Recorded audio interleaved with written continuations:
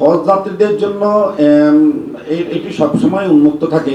হজ যাত্রীগণ যে মাধ্যমে তাদের নিশ্চিত সেবা পাবেন, ভালো সার্ভিস পাবেন, সার্বক্ষণিক গাইড পাবেন এবং ঢাকা থেকে ঢাকা পৌঁছা পর্যন্ত তার সাথে গাইড অবস্থান করবেন, তার রুচি অনুযায়ী খাবার পাবেন, হজ যাত্রী সেই অনুযায়ী সিদ্ধান্ত নিয়ে থাকেন। এবং অতীতের অভিজ্ঞতায় আমরা দেখেছি সরকার এই চেষ্টা করার পরও দেখা যায় যে বেসরকারি ব্যবস্থাপনায় হজ যাত্রীগণ যেতে বেশি স্বাচ্ছন্দ্য বোধ করেন। আমার মনে হয় আমাদের এই ধারাটা এই বছরও অব্যাহত থাকবে।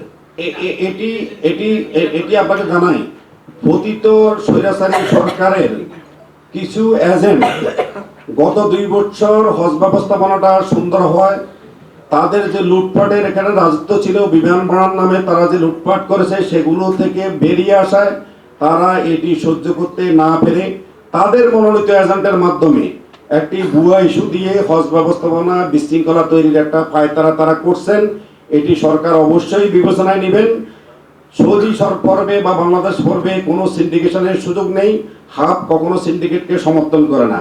আপনি জেনে থাকবেন যে গতদিন আমাদের নতুন লিড এজেন্সি বা গ্রুপ জমা দেওয়ার সুযোগ ছিল, সেখানে 80% নতুন লিড এজেন্সির নাম সেখানে জমা হয়েছে এবং মন্ত্রণালয়গুলো গ্রহণ করেছেন। এটি একটি মিথ্যা ভুল তথ্য দিয়ে সদস্যদের মধ্যে বিভ্রান্তি তৈরির চেষ্টা চলছে। এটি সেই পতিত স্বৈরাচারী সরকারের লোকজনের ইন্ধনে হচ্ছে।